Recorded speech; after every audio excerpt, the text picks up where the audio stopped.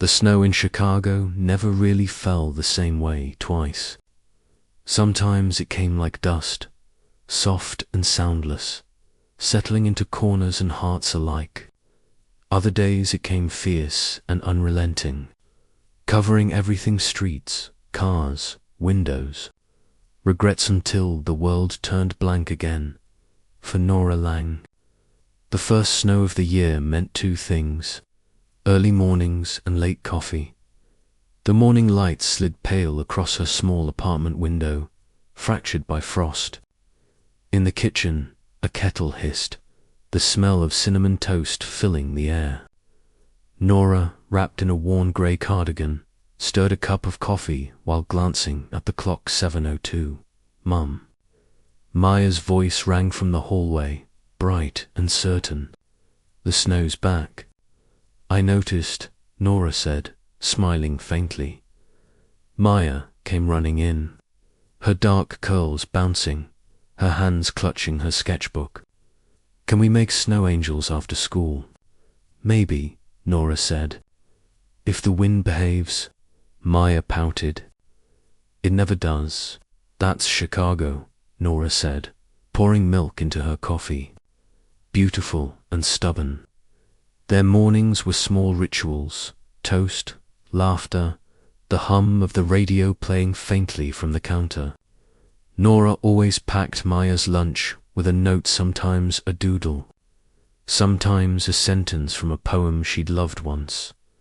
Today's note read, "Everything beautiful takes its time." Maya stuffed it into her pocket like treasure. "Will you pick me up today?"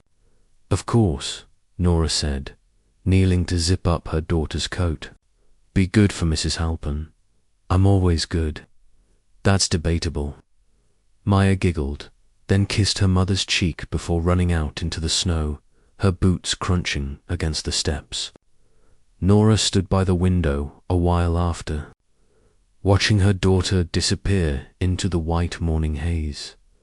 The city moved beyond the glass Staxis bundled commuters, the hum of something alive beneath all that cold. She took a sip of her coffee and turned to the small desk tucked in the corner of the living room. Papers were stacked in uneven towers. A printed manuscript lay open, the title faintly smudged from too much touching. "The Year We Stopped Saying Goodbye" by Nora Lang. It had started as a way to heal. Nothing more. A story about two people who loved each other at the wrong time. She never meant to finish it. She never meant for anyone to read it.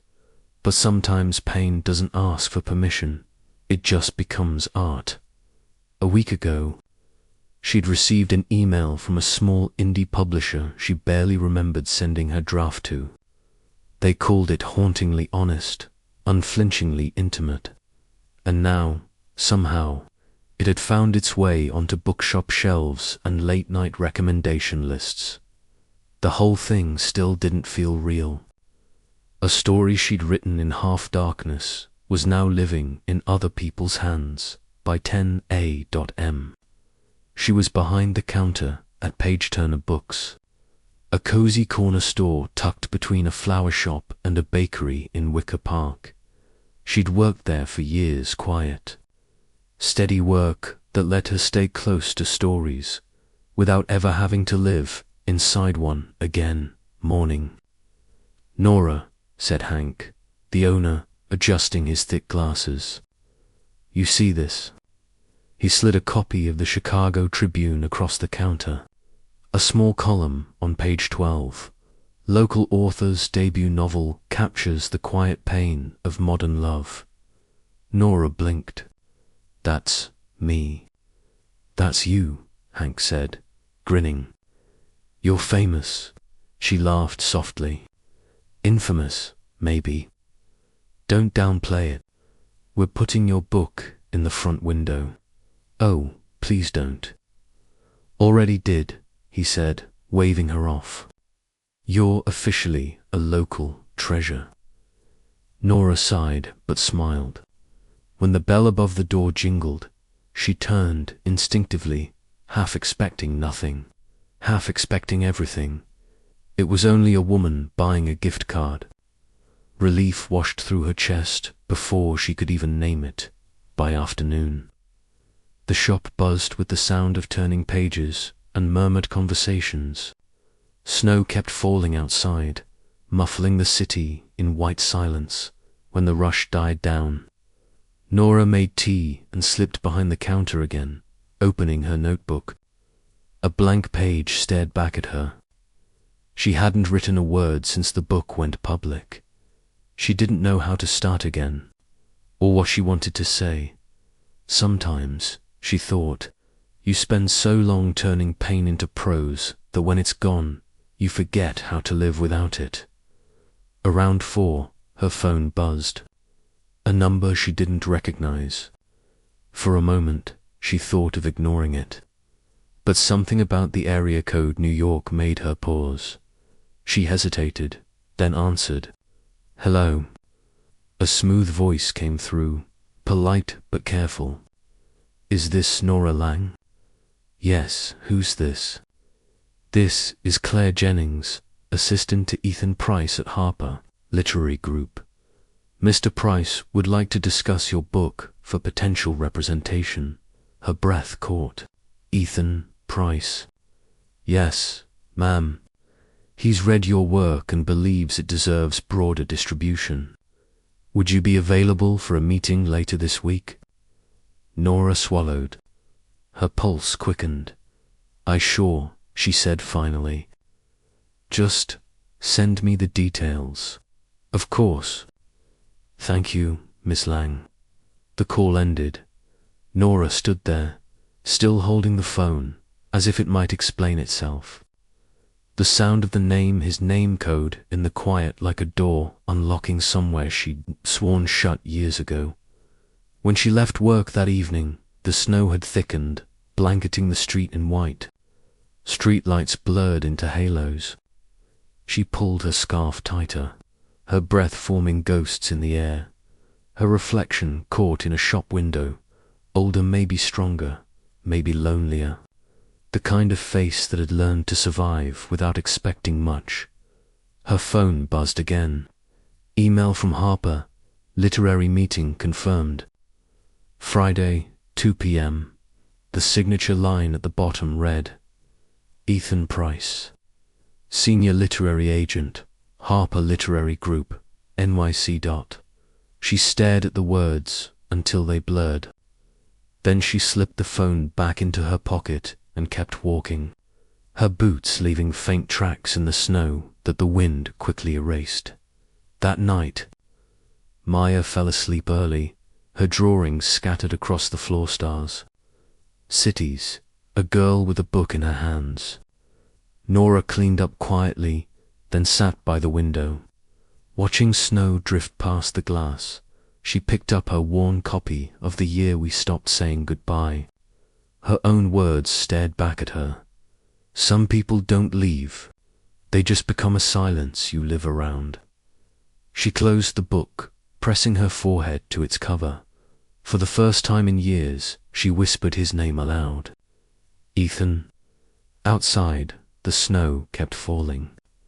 And somewhere far away, in a city still awake, a man stared at the same name, hers printed across the front of a book that had stolen the words he never said. Friday came with the kind of cold that made everything sound brittle. The sky hung low, the river half frozen, wind carving through the streets like memory through skin. Nora stood outside the Wren Hotel, clutching her leather notebook like armor. Inside, the cafe was warm, lit by gold lamps and the quiet hum of conversation. She could smell roasted coffee and cedar candles. Her hands trembled slightly, not from the cold. "Ms. Lang." A young woman called. "Claire Jennings." Nora turned. Claire, the assistant who'd called, was bright and brisk in a tailored grey coat. "Mr. Price will be right down," she said, offering a practiced smile. "He just wrapped a call with London." Nora nodded, every breath a quiet count. 1, 2, 3. Keep still. The air shifted before she even saw him. He stepped out from behind a glass door, phone still in hand, head slightly bowed. Same height, same stride. That calm, deliberate way of moving as if he'd been measured against the world and found steady. When Ethan looked up, time staggered. He froze. She did too. It was like standing in front of a photograph that suddenly breathed, Nora. His voice broke her name in half wonder, half disbelief. Hello. Ethan. She didn't smile. For a second, neither of them moved. The cafe noise blurred into a soft hum. Then she gestured to the table. Shall we? He sat across from her, still staring. You look, he began, then stopped. Different. But not really. That's a safe thing to say, she said, folding her hands. I didn't mean, I know. Silence, but not empty. It was the kind that held everything unsaid between them. Claire returned briefly, set 2 coffees down, and vanished again. Ethan exhaled, steadying himself. Your book, let's not, she interrupted too quickly. At least not yet. He nodded, his mouth tightening. Fair. For a moment, they both looked anywhere but at each other. The window, the snow, the people passing outside. How long has it been? She asked finally. 7 years, he said. Feels like longer. Feels like yesterday. Her fingers brushed the edge of her notebook. You read it, yes, and I recognized every word, he said quietly, even the ones you didn't write. She looked up sharply. You think it's about you? I know it is. That's arrogant. It's honest. Their eyes locked. The air between them flickered like static. She sighed. It wasn't meant for anyone to read. But they did, he said. And they loved it. That doesn't mean they understood it. Then tell me, he said, leaning forward, voice low. What did I miss?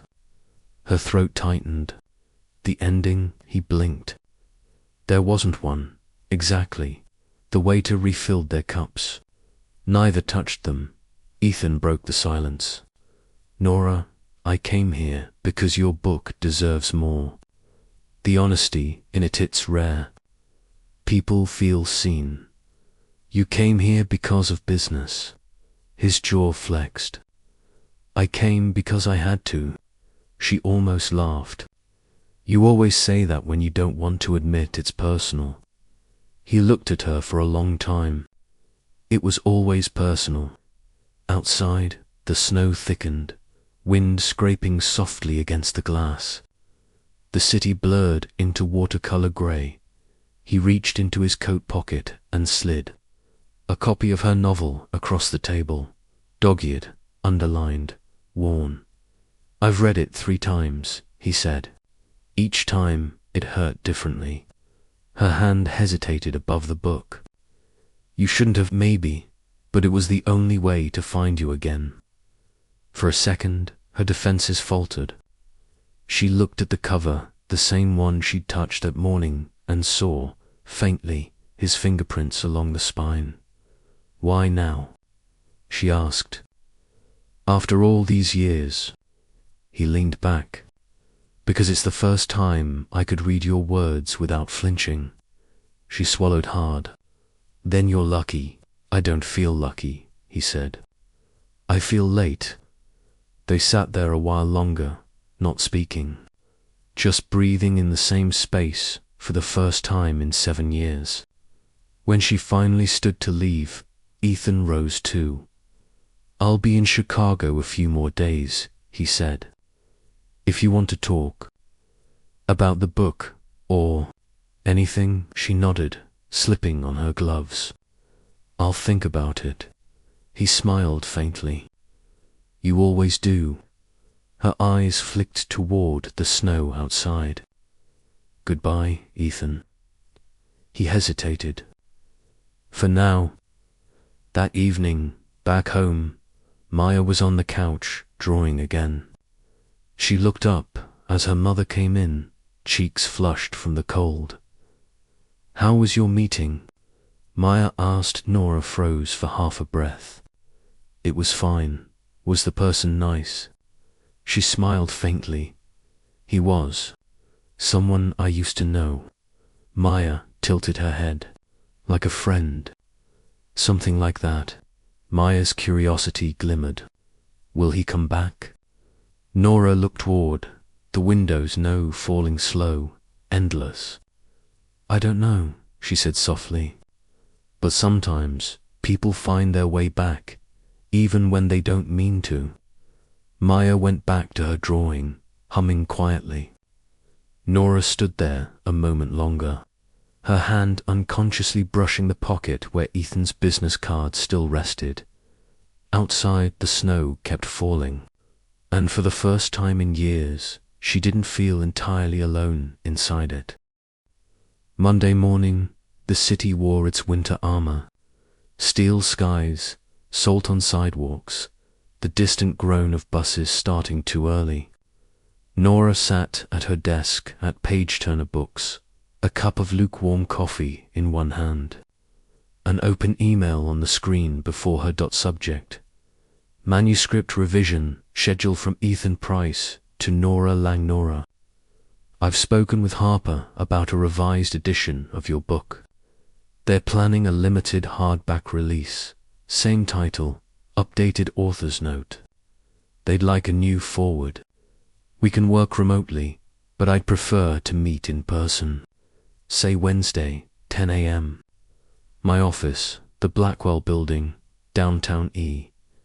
She read it twice. Then again, a revised edition. A new foreword. We can work remotely, but I'd prefer to meet in person. She exhaled, half a sigh, half a laugh. Of course, he'd prefer in person. By the time she arrived at the Blackwell Building, the snow had turned to mist. The marble lobby gleamed, full of people who moved quickly, voices echoing against glass and stone. She felt out of place in her wool coat, clutching a canvas bag with sticky notes and pens. The receptionist looked up. Appointment. Nora Lang, 10 o'clock, with Mr. Price. The woman smiled politely. 23rd floor. When the elevator doors opened, she was greeted by the scent of coffee, paper, and something faintly metallic. Success, maybe. And there he was again. Ethan stood by a window overlooking the frozen river, talking to someone in a sharp navy suit. His posture was calm, his tone smooth. But when he turned and saw her, his expression softened instantly. Hey, he said. You found it hard to miss, she replied. It's the only building that looks like it doesn't believe in winter. He smiled. That's Chicago for you. It endures, but pretends otherwise. He guided her to a smaller conference room, glass walls, sunlight spilling across the table. 2 steaming mugs already waiting. Black coffee, he said. Still your thing? She raised an eyebrow. You remember? I remember everything. She sat down quickly before the quiet could stretch. So, revisions. He opened a folder, flipping through pages marked with notes. Your publisher wants a foreword, something personal. Readers respond to how vulnerable your writing is. They want to feel like they know you. She smirked. That's ironic. Why? Because the whole book was about what people don't know about each other. He smiled faintly. That's why it worked. They spent an hour going through chapters, line by line. His comments were sharp but thoughtful. She hated that she still admired his precision. Every now and then, their fingers brushed when reaching for the same page. Every time, one of them pulled away too fast. Page 214, he said, tapping the manuscript. The part where she says, "Some ghosts aren't dead, they just changed their names. You wrote that before or after I left?" She looked up, startled. "Does it matter?" "It matters to me." "Then after," she said quietly, "but it was still about you." He nodded once. "I figured, at noon," he suggested lunch. She declined, claiming errands. He didn't press, but as she left, he said, "Nora." She turned back. "I meant what I said last time. I didn't come here just for work." Her throat tightened. "Then what for?" He hesitated, his voice low. "Because I missed the sound of your words before you ever wrote them." She didn't answer, just left. The elevator doors closed between them like punctuation. That night, the apartment smelled of soup and crayons. Maya was sitting cross-legged on the floor, drawing. "Mummy, look," she said, holding up her paper. "It's you at work." Nora smiled tiredly. "That's me." "Yep, and this," Maya said, pointing to a tall figure beside her sketch of Mummy, "is your boss." "My boss?" Mrs. Halpin said bosses help you do big things. "You have one now, right?" Nora froze. "Why do you think that?" "Because you looked nervous this morning, like when I meet new teachers." Maya giggled. "Is he nice?" Nora smiled, but it didn't reach her eyes. "He's complicated." "What's complicated mean?" "It means," she said softly, "he's someone I used to know how to talk to." Later, after Maya went to bed, Nora opened her laptop. Ethan had sent another email. "Your story still belongs to you. I'm only here to make sure the world hears it the way you meant it." She stared at the words for a long time, her cursor blinking beside an empty reply box. Finally, she typed, "Then don't try to fix what I meant," then deleted it, closed the laptop, and sat in the quiet, listening to the city's heartbeat beneath the snow. The next morning, she returned to page-turner books to find Hank beaming. "Guess who stopped by? Please tell me it wasn't another blogger." "Better," he said, eyes gleaming.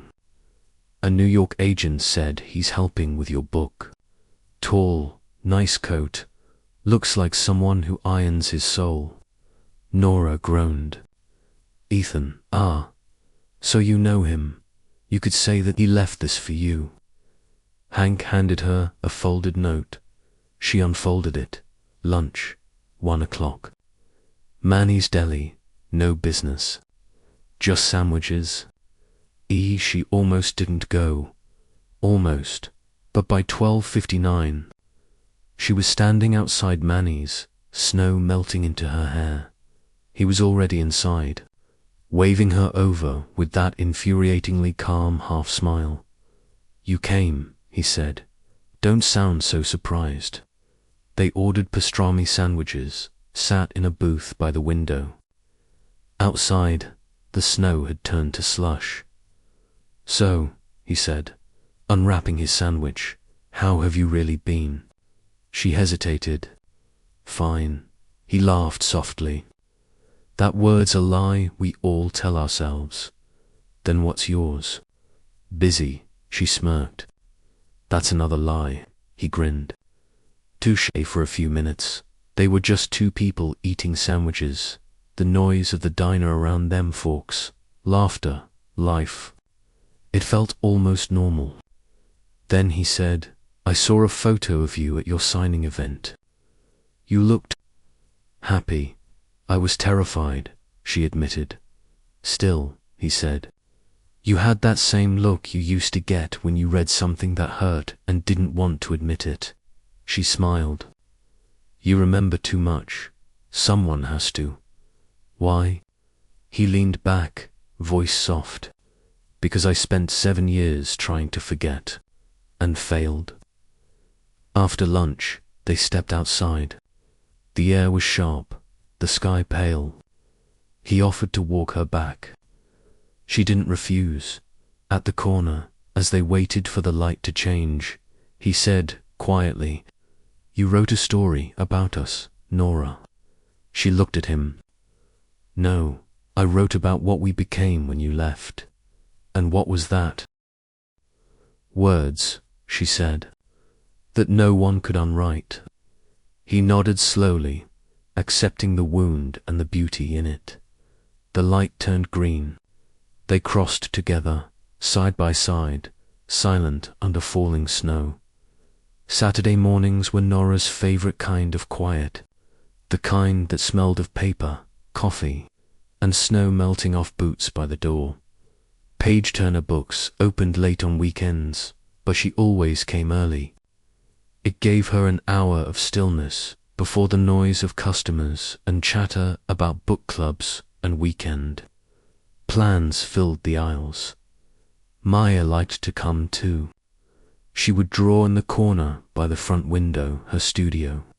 She called it, while Nora arranged displays or helped Hank restock shelves. This morning, the light through the glass was soft and white, the city muted by last night's snowfall. Maya sat with her crayons spread across the table, tongue poking out in concentration. "What are you working on?" Nora asked, carrying a small stack of new releases. "A cover," Maya said without looking up. "For what?" "My book. You're writing a book now." Maya nodded solemnly. "It's called The Girl and the Window Seat." Nora smiled. "What's it about?" "A girl who waits for someone to come back," Maya said. "But she doesn't know who yet." By 10, the bell above the door jingled. A gust of cold air swept in, and with it, a tall man in a charcoal coat. Nora looked up, startled. "Ethan," he smiled. "Guilty. What are you doing here?" "Returning a book," he said, holding up a paper bag. "And maybe buying another one." Hank, who was dusting shelves, shot Nora a knowing grin. "He's all yours, Lang." Nora rolled her eyes, but couldn't hide the faint smile tugging at her mouth. "You're early for a meeting?" "Not a meeting," Ethan said, glancing around. "Just curiosity. About what?" He nodded toward the front display. A stack of The Year We Stopped Saying Goodbye sat beside a handwritten sign. Signed by the author, local favorite. "You've taken over half the store," he said. "Blame Hank. I intend to thank him." As Nora wrapped a couple of new titles for him, Maya's voice piped up from the window. "Mommy, is that your friend?" Ethan turned, amused. "Your friend?" Nora sighed. "Maya, this is Mr. Price. He's helping Mummy with her book." Maya hopped off her chair, approaching him with fearless curiosity. "Hi," she said. "I'm Maya." He crouched to her level. "Hi, Maya. That's a beautiful name, thanks. Mummy says it means illusion, but I think it means magic." He smiled. "I like your version better." Maya eyed him carefully, then asked, "Do you read a lot?" "I try to. Do you like Mummy's book?" Ethan hesitated. "Very much. She cries when she writes," Maya said, matter of fact. "Sometimes at night." Nora froze. "Maya, it's okay," Ethan said softly. "Writers cry sometimes. That's how the stories find them." Maya nodded, satisfied, and went back to her crayons. "You can sit with me if you want." "I have extra paper," he chuckled. "Tempting, but I think your mum might fire me." "Can she do that?" "Oh, easily," Nora muttered, when Maya was lost again in her drawing. Ethan leaned closer to Nora and whispered, "She's incredible. She's a handful. She's you." Nora didn't answer. Her pulse quickened. He caught the flicker in her eyes, something unguarded, then gone. They spent another half-hour at the shop. Small talk, coffee refills, the gentle rhythm of snow outside. When Ethan finally stood to leave, Maya waved from her seat. "Bye, Mr. Price." He smiled. "See you soon, artist." Outside, through the frosted glass, Nora watched him pull his coat tighter against the wind. For a moment, he stopped, looking back, and his gaze lingered on the window where Maya sat, drawing. There was a strange, searching look in his eyes. Then he walked away. That evening, when Nora tucked Maya into bed, the girl asked sleepily, "Will Mr. Price come again?" "Maybe," Nora said. "I like him," Maya murmured, her eyelids heavy. "He listens." Nora smoothed her hair. "Go to sleep, sweetheart." As she turned off the light, Maya mumbled, half dreaming, "He smiles like the man in your old photo." Nora froze in the doorway. "What photo?" "The one in your drawer. The one you never let me touch." Her breath caught. "Maya, how did you?" But the child was already asleep. Across town, Ethan sat alone in his hotel room, the city lights flickering outside. He'd placed a sketch on the nightstand, one Maya had slipped into his coat pocket before he left. It was a crayon drawing. A woman with a book, a little girl beside her, and a man standing under falling snow. All three holding hands. He traced the edges with his thumb, something stirring deep in his chest. Then his phone buzzed, a message from Claire. Flights rebooked for tomorrow morning, or staying longer. Ethan typed, then deleted his reply twice before finally sending. Staying a little longer, he turned off the light. Outside, the snow kept falling, soft, endless, as if the city itself was waiting for an answer neither of them was ready to give. Winter had settled for good. The snow wasn't soft anymore. It had turned to thin ice along the curbs, the kind that cracked under your shoes when you walked too fast. The city felt like it was holding its breath, waiting for spring that refused to come. For the past 2 weeks, Nora and Ethan had been meeting in quiet corners, coffee shops, libraries, the upstairs office at the bookstore, revising her novel together. It should have been simple, edits, margins, red ink, but a WASN single quotes to every change they made to the book felt like reopening an old scar. "Do you ever think," Ethan said one afternoon, flipping through a marked-up chapter, "that writing about pain is just another way to keep it close?" Nora looked up from her laptop. "That's assuming it ever left." He smiled faintly. Touché. They were sitting by the window of a cafe off Michigan Avenue, their table cluttered with notes and half-finished cups. Outside, the sky looked bruised, heavy with more snow. Ethan's coat hung over the back of his chair, and Nora tried not to notice how easily his presence filled the space. How familiar it still felt. He pointed to a line in her manuscript. "We never meant to hurt each other. We just mistimed everything." "You wrote this before or after we?" He paused. "Before I left."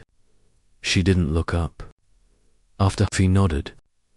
"You haven't changed your handwriting." "You have," she said quietly. "It's neater. More careful," he smiled. "Age, maybe." "No," she said. "Guilt." They worked in silence for a while, the kind of silence that hummed with everything unspoken. Once, when she leaned over to check a paragraph, her shoulder brushed his.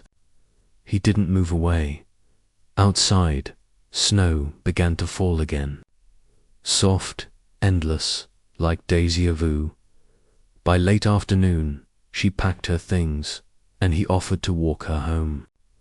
She wanted to say no, but the words didn't come out. They walked side by side down streets glowing under yellow streetlights. Their boots crunched on the salted pavement. For a while, it was just the sound of footsteps and wind. At a corner, Ethan said, "Remember the last winter we had together?" Nora didn't answer. "You were writing poems on napkins," he said. "You said words made the cold easier." "I said a lot of things," she replied. "I remember all of them. That's the problem." They stopped outside her building. The steps were covered in thin snow. She turned to face him. "Thank you." "For the edits," he nodded. "You don't need me to tell you how good you are." "I don't," she said. "But it's nice that you still notice." His eyes softened. "I never stopped." The words hung there, fragile, almost warm. Before she could respond, the upstairs light flicked on. Maya's small shadow appeared at the window, waving wildly. "Mummy." Ethan looked up, his expression changing. Something caught between curiosity and recognition. "That's her." "Yes," Nora said, her voice quiet.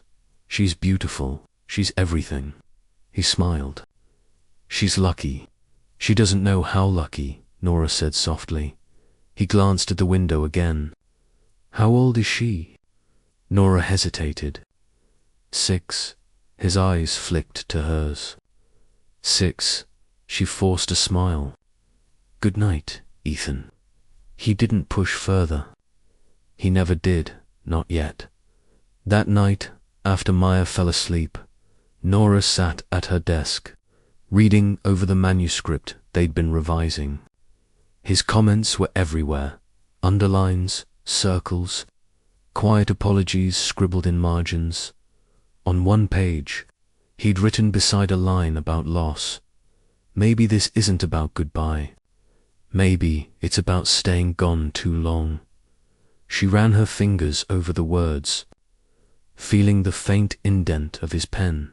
For a moment, she closed her eyes and whispered to no one, "You stayed gone exactly as long as I needed to stop waiting." But the truth was, she hadn't stopped at all across the city. Ethan lay awake in his hotel room, staring at the ceiling. The snow tapped lightly at the windows, steady as breath. He couldn't shake the image of the little girl waving from the window. The curls, the eyes. Something about them had lodged under his skin. He reached for the manuscript on his nightstand. Flipping to the dedication page he'd read 100 times, "For the one who never got to finish the story with me." He read it again, then again, and for the first time, the words didn't feel abstract. They felt literal, specific, real. It was one of those afternoons when the snow refused to fall, just hovered in the air like a thought that couldn't decide if it wanted to exist.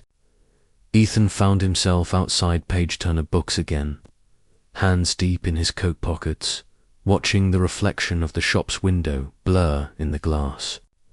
He wasn't sure why he'd come. Maybe it was habit. Maybe it was something else. Inside, the bell above the door chimed. Hank looked up from the counter. "Back again, Mr. Price." Ethan smiled. Couldn't stay away. "Nora's off today," Hank said. "Takes Saturdays for her daughter." Ethan nodded. "Then I'll just browse." He drifted through the aisles, fingers grazing book spines. The air smelled like old paper and cinnamon, comforting. But as he turned a corner toward the children's section, he heard a voice. "Mr. Price." He turned. Maya stood there, bundled in a red coat, clutching a hot chocolate nearly her size. "You came back," she said brightly. "Looks like I did," he said, smiling. "Where's your mum?" "She's talking to the nice lady about a poetry reading," Maya said, pointing to the back room. "I'm allowed to stay out here if I don't spill. That's an important rule." "I'm good at not spilling," she said proudly, though a small smear of chocolate already stained her glove. He laughed softly. I'll take your word for it. They sat on the bench near the front window, watching people hurry past on the snowy sidewalk. Maya swung her legs, sipping carefully from her cup. Do you read, Mr. Price? Sometimes. What kind of books? Ones about people who get lost and try to find their way again. She thought about that. Do they find it? Sometimes, he said. Sometimes they don't. That's sad. Maybe, but sometimes getting lost is how you find something else. She nodded seriously, as if storing that for later. After a while, Maya began drawing on a napkin with a borrowed pen. Ethan leaned over. What's that? It's a family, she said, focused. A mummy, a girl, and a man. He blinked. Looks nice. The girl's me, she said matter-of-factly. The mummy's my mummy. The man, she hesitated, then shrugged. He's nobody yet. Ethan swallowed, a quiet ache rising in his chest. Nobody yet. Mummy says everyone has someone, she said. Maybe he's just not here yet. Ethan's voice caught. Maybe. Maya smiled, satisfied, and held the napkin out. You can keep it. He took it gently, folding it like something fragile. Thank you. Nora appeared a moment later, startled to see them together. Maya, the girl beamed. We were drawing. Ethan stood quickly. I was just keeping her company. Nora's eyes flicked to the napkin in his hand. What's that? Art, he said softly. Maya tugged at her coat. Mommy, can Mr. Price come to my art fair next week? Maya, please. It's at school. There'll be cookies. Ethan looked at Nora. I'd like that. Nora hesitated, then nodded. We'll see. Outside, as he walked her and Maya to their car, the city wind pressed cold against their faces. Maya skipped ahead, humming, leaving tiny footprints in the snow. Ethan glanced at Nora. She's something. She is, Nora said softly. Too much sometimes. She reminds me of someone, he murmured. Nora froze. Who? He looked at her, eyes narrowing slightly. You, mostly. But there's something else. I can't put my finger on it. She forced a laugh. Careful. You sound like a novelist. Or a detective. Either way, you're reading too much into it. He smiled faintly. Maybe, or maybe I just started paying attention too late. When they reached the car, Maya climbed into the back seat, singing quietly to herself. Ethan leaned against the door. You don't have to let me come to that fair. Nora adjusted her scarf. I haven't decided yet. Decide slowly, then. I'm used to waiting. She looked at him, really looked the way you look at someone you once loved and aren't sure if you're allowed to again. Why are you still here, Ethan? He shrugged. Because every time I think I'm supposed to leave, something tells me I shouldn't. That something should know better. Maybe it does, he said quietly. But it still hopes. That night, after putting Maya to bed, Nora opened the drawer beside her bed and took out the old photograph, the one Maya had mentioned before. It was faded, edges worn. Her and Ethan standing outside a bookstore in another winter, another life. She traced the outline of his face with her thumb, then shoved the photo back into the drawer as if it burned. Across town, Ethan unfolded the napkin, drawing again. 3 stick figures, one small hand in each of the others. Underneath, in uneven letters, Maya and Mummy, and he stared at it until the ink lines blurred. Then, almost without meaning to, he whispered. How old did she say she was again? The snow outside his window thickened, soft and relentless. Snow had turned to sleet by Monday, beating against the tall windows of Ethan's hotel like impatient fingers. The city below was a sheet of grey glass, cars inching through slush, people vanishing into their scarves. He'd meant to catch a flight back to New York days ago, but something, or maybe someone, kept him anchored in Chicago. The folder lay open on his table, Nora's manuscript. He had read it again the night before, marking notes for the new edition. Only this morning did he notice an extra file. Attached to the digital copy she'd sent him, something buried in a subfolder titled Unsent Drafts. He clicked before he could talk himself out of it. The document opened to a single line at the top. For the one who never asked why I left. Ethan froze. His pulse started to pound. The chapter was short. It read like a confession left on a doorstep in the rain. There was a heartbeat before there was an answer. I wanted to tell him, but words have a way of breaking things they can't fix. So I packed everything I couldn't say into silence and left. He didn't know I wasn't alone when I did. He read that last line 3 times before it hit. His chair scraped back against the floor. His hands were trembling. He didn't know I wasn't alone when I did. He stood by the window, staring out at the blurred city, snow sliding down the glass like tears. His mind reeled back through every moment, the 6-year-old girl with the dark curls, the way she drew families with missing pieces, the shade of her eyes that had stopped him cold. 6 years. It all lined up like a cruel equation. He pressed a hand against the cold glass and whispered, "Oh, Nora." He left the hotel without thinking, walking fast through the icy wind. The streets blurred past, bookstores, cafes, the corner where they'd first met again. His breath came out in short bursts, more steam than air. He didn't even notice when he reached page-turner books until the bell over the door chimed. Hank looked up. "You okay, Price?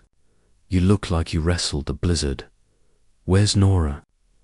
"Off today," Hank said slowly. "Everything all right?" Ethan's voice was thin. "Not yet."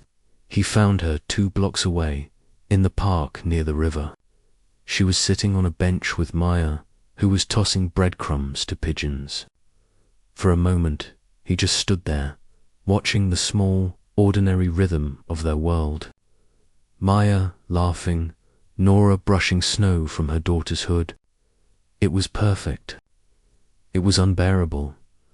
Then Maya spotted him and waved. "Mr. Price." Nora turned, startled.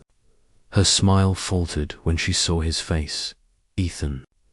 He walked toward her, the manuscript folder clutched in his hand like proof.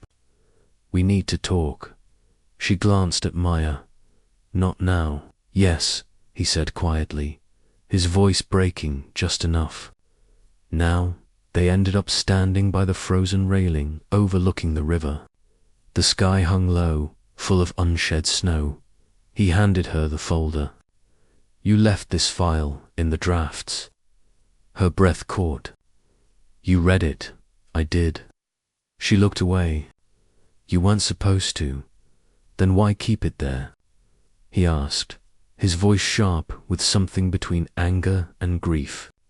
"Why keep it at all?" "Because I couldn't erase it. Because it's true." She didn't answer. He stepped closer. "How old is she, Nora?" "Ethan, tell me." She stared at him, her eyes glassy, the fight leaving her shoulders. 6. He let out a hollow laugh that sounded like it hurt. 6. The number hung there, cutting through the cold air. "I didn't know how to tell you," she said finally. "You left. You had your life. I didn't want to. You didn't want to. He interrupted, his voice low, shaking. Or you didn't trust me to. She flinched. It's not that simple. It never is, with you. She stepped back, tears threatening. You think I wanted to do this alone? You think I didn't write 100 versions of that letter and never send it? I was scared, Ethan. Scared of what you'd say. Scared of ruining the only thing that was still mine. And what was that? He demanded. She looked at him, voice breaking. Her for a long moment. Neither spoke. The wind carried bits of snow between them. He finally whispered, I could have loved her. You still can, she said softly. He shook his head. Not like this. When he left, he didn't look back. Nora stood by the river until her hands went numb, watching his figure blur into the falling snow. Maya came running up, slipping her small hand into Nora's. Mummy, are you cold? Nora blinked back tears and knelt, forcing a smile. A little. Mr. Price looked sad. I know. Did he lose something? Nora swallowed. Maybe he found something he wasn't ready for. That night, Ethan sat alone in his hotel room, the napkin drawing still on the table beside him. He stared at the crude lines, Maya and Mummy, until his vision blurred. Then, slowly, he picked up a pen and added a single word where the question mark had been. Dad. He closed his eyes. The word burning like a promise and a wound all at once. The storm came early that weekend. The sky over Chicago bruised to a heavy purple, the wind curling around corners like a warning. The weather service had called for light flurries, but the lake had its own plans. Inside the glass atrium of the city library, lights burned warm against the grey. Rows of chairs, stacks of books, a small stage with a microphone.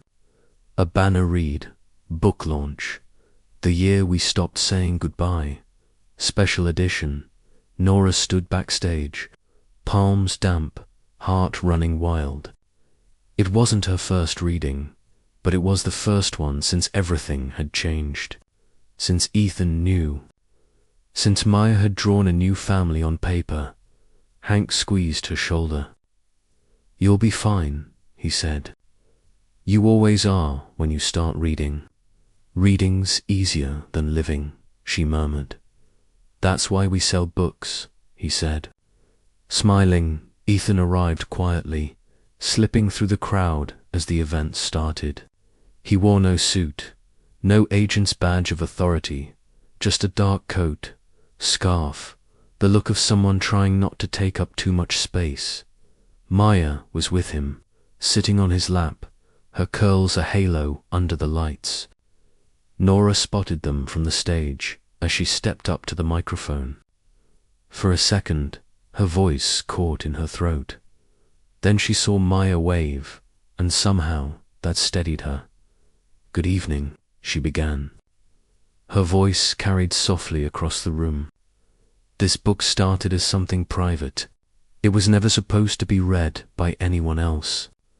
But stories, they have a way of finding their readers, even when we're not ready.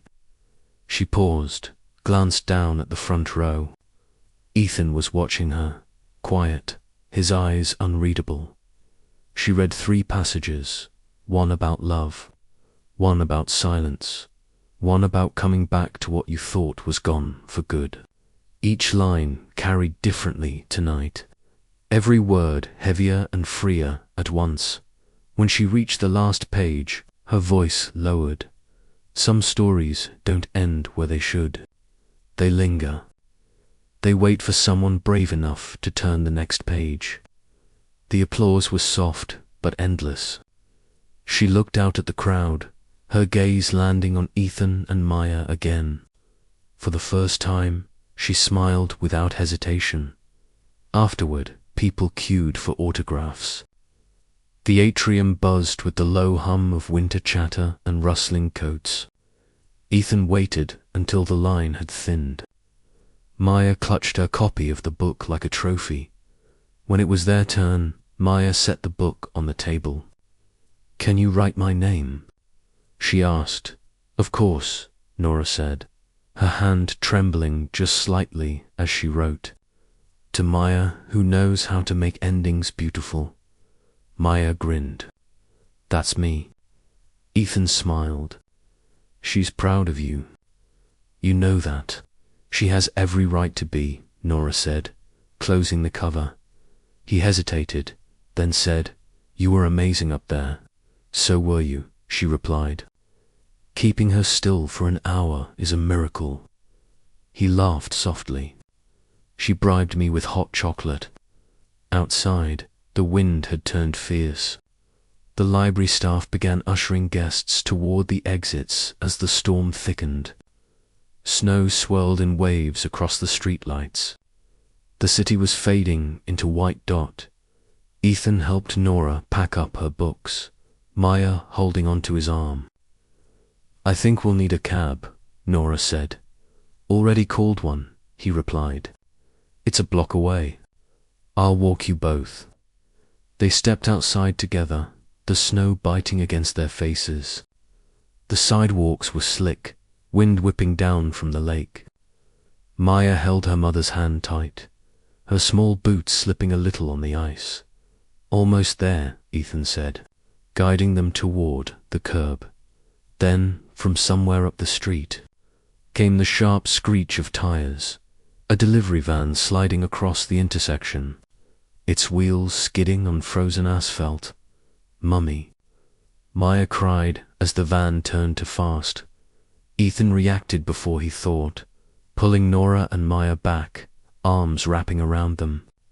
Turning so, his body took the brunt of the spray of snow and slush as the van swerved past and crashed harmlessly into a snow WBANK, that the silence after was absolute. Only the sound of their breathing, rough and alive. Nora's heart pounded against his chest. "Are you?" "I'm fine," he said, voice ragged. "You," she nodded, eyes wide. "You could've, I didn't," he said, still holding her. Maya looked up at them, tears on her cheeks. "You saved us." Ethan crouched to her level, brushing a strand of wet hair from her face. "You don't need saving, kiddo. You just need someone to hold on to." She threw her arms around his neck, clinging tight. For a moment, Nora watched them, the shape of them, and felt something click quietly into place. When Maya finally let go, Ethan stood, his hand brushing against Nora's. "Still think you shouldn't have told me?" Her voice broke. "No, good," he said, "because I needed to find you both, even if it took me too long." They reached the cab. Maya was already half asleep against Nora's shoulder. Ethan held the door for them, snow piling on his coat. "Go on," he said softly. "You'll catch cold." Nora hesitated. "Come with us," he smiled, shaking his head. "Tomorrow, I want you to have tonight. You're part of tonight." He looked at her for a long moment, snow gathering in his hair, eyes shining like a promise he finally meant. "Then don't close the door yet." They rode home together. The cab was warm, the city outside a blur of gold and white. Maya slept between them, her small head resting on both their shoulders. Nora leaned her temple against the window, watching the snow blur into streaks of light. Ethan's hand found hers under Maya's blanket. It wasn't a grand gesture, just a quiet fact. She didn't pull away. The city was silent the next morning, blanketed under a clean white stillness. The storm had spent itself overnight, leaving behind a world that looked half-erased. Half-Nora woke to the sound of soft humming from the kitchen. For a second, she thought she was dreaming. The smell of coffee and toast drifted through the small apartment. When she padded out, hair messy, feet bare on the cold floor, she stopped at the doorway. Ethan stood by the counter, wearing one of her old flannel shirts, sleeves rolled to his elbows. Maya sat at the table, drawing with a box of crayons. "You're making breakfast?" Nora asked, voice still husky with sleep. Ethan turned, grinning. "Barely. Toast counts, right?" "Depends who you ask," she said, smiling despite herself. Maya lifted her drawing proudly. "I drew us again." Nora leaned closer. This one was different. The same three figures stood under falling snow, holding hands, smiling. Above them, in careful, wobbly letters, she had written, "My family." Something in Nora's chest shifted, small, fragile, unstoppable. They ate together. Quietly at first, the sound of forks and coffee cups filling the space. The heater hummed softly in the corner. Outside, the snow reflected the pale morning light like glass. "Do you have to go back to New York?" Maya asked suddenly.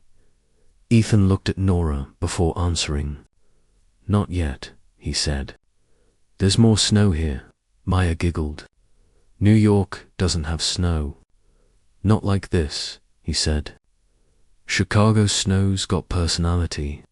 "It's stubborn," Nora said. "So are you," he replied. She smirked. "Runs in the family." Their eyes met a look that held both apology and forgiveness.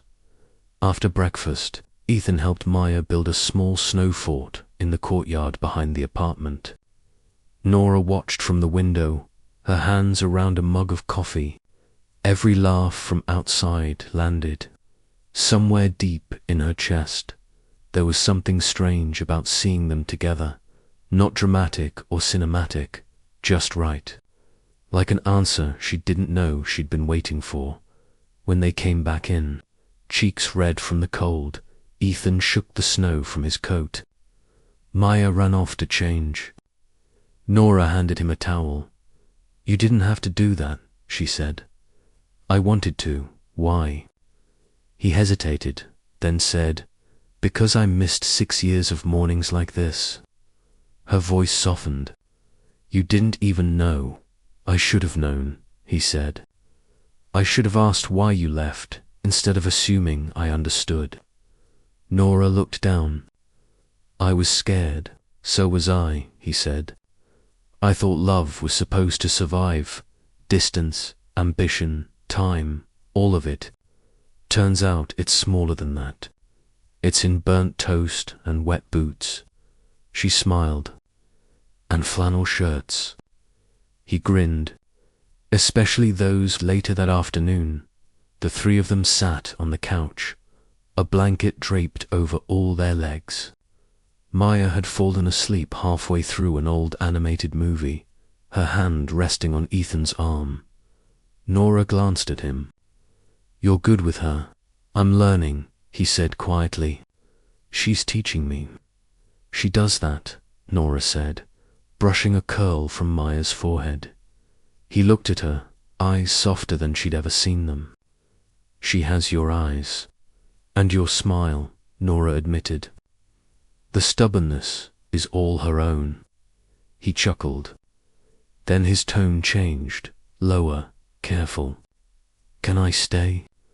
"Not forever, just a few days. Until the road's clear." She hesitated. The question held more than weather in it. Finally, she nodded. "Yeah, you can stay."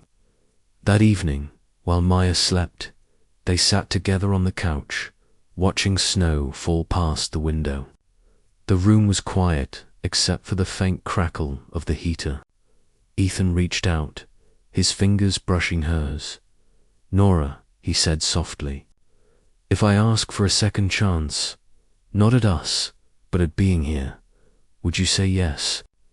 She looked at him. "I'd say, you've already started." He smiled, almost in disbelief. "You're sure?" "No," she said. "But maybe that's what makes it real." He exhaled a long, shaky breath and leaned back. "I'll take maybe. Maybe's all I've got," she said. "That's enough." Outside, the snow kept falling. Inside, the apartment was warm, filled with the quiet rhythm of two people remembering how to exist in the same silence without breaking it. On the table by the window sat Nora's new notebook, half open. A single sentence was written across the first page. "Some winters don't end. They just thaw into something softer." She closed it gently, whispering, "Good night, winter." Ethan turned off the lamp. The world dimmed to gold and grey, and for the first time in 6 years, sleep came easy. The first snow of the year came early, not the heavy, bruised kind that buried the city, but soft like feathers falling slow enough to catch on your coat sleeve before melting. Out beyond the city, in a quiet suburb just north of Evanston, a small house sat at the end of a curved street. Pale light glowed from the kitchen window. Inside, Nora Lang stood barefoot on the tiled floor, pouring coffee while the radio murmured in the background. She wore a sweater that hung loose on one shoulder. There were manuscript pages spread across the kitchen table, each one covered in handwritten notes and the occasional doodle of a star. From upstairs came the familiar sound of small footsteps, followed by a bright, sleepy voice. "Mummy, it's snowing." Nora smiled. "I saw. Can I wake Daddy?" Nora hesitated for a beat. Even now, the word Daddy still had a small miracle to it. She nodded. "Just be gentle." Moments later, Ethan stumbled down the stairs, hair a mess, holding a half-awake Maya in his arms. "Someone said snow?" he asked, voice still rough from sleep. "She did," Nora said, laughing. "You've created a monster." Maya grinned. "It's our what?" Ethan asked. "Snowversary," she said. "The day we all had breakfast and didn't fight and you stayed." Ethan looked at Nora. "She keeps track of that." "Apparently," Nora said, smiling softly. "She's a writer's daughter." He kissed Maya's forehead. "Then happy Snowversary, kiddo." After breakfast, Nora worked at the kitchen table while Ethan and Maya built a snowman outside. Through the window, she could see them laughing, Ethan lifting Maya onto his shoulders to put the crooked hat in place. The sight made her chest ache in the best way. A year ago, she couldn't have imagined this, a life with room for silence that wasn't loneliness. When they came back in, tracking snow and laughter, Ethan handed her a folded page. "What's this?" she asked. "Notes," he said. "You left your new draft open last night," she groaned. "You're still editing me." "Old habits," he said. "You wrote something good, though." She arched a brow. "Yeah." He nodded. "Very." She unfolded the page. It was from her new novel, the chapter after the end. He'd underlined one line and written in the margin, "This is us, isn't it?" The line read, "Sometimes the story doesn't need fixing, it just needs time to finish itself." Nora looked up at him. "Maybe," Ethan smiled. "Then I guess I'm okay being your unfinished chapter." "Not unfinished," she said. "Just continuing." He leaned in, kissed her forehead. "Continuing sounds good." That afternoon, they all went for a walk along the frozen river trail. The world was quiet, snow muffling every sound except the crunch of their boots. Maya ran ahead, leaving a trail of tiny footprints. Ethan slipped his hand into Nora's. "Do you ever think," he said, About what would have happened if we'd met again some other way. She shook her head. I think about how lucky we were to get another chance at all. He nodded. You know, sometimes I still feel like I'm dreaming. Like I'll wake up back in New York and you'll still be a book on my desk. She squeezed his hand. You already woke up. You're here, he smiled. Yeah, guess I am. As the sun started to set, they made their way back home. The house glowed warm against the snow. Maya ran ahead, waving. Mummy. Daddy, look. The lights came on. The porch lights flickered gold across the snowbank. Nora watched her daughter twirl in the glow, arms wide, breath fogging in the air. She's growing up fast, Ethan said quietly. She's catching up to us, Nora said. He looked at her. Then I better keep up too. That night, after Maya went to bed, Nora sat at her desk by the window, typing the last few lines of her manuscript. Outside, the snow was still falling, slow and endless. Ethan came in, carrying 2 mugs of tea. How's it ending? He asked. It isn't, she said, smiling. It's just beginning. He sat beside her, scanning the last page. The words glowed softly on the screen. He didn't write her name in the snow anymore. He wrote it in the quiet. In the mornings they woke to the same light. In every page that came after the end, Ethan exhaled, moved. That's beautiful. She leaned her head on his shoulder. It's true. He pressed a kiss to her hair. It's not an ending, he murmured. It's just the next page. Outside, the wind shifted. The snow kept falling, but the house stayed bright. A small light in a white world. Inside, 3 people slept under the same roof, breathing the same slow rhythm, somewhere between words and silence. Between winter and whatever came after, the story finally found its peace.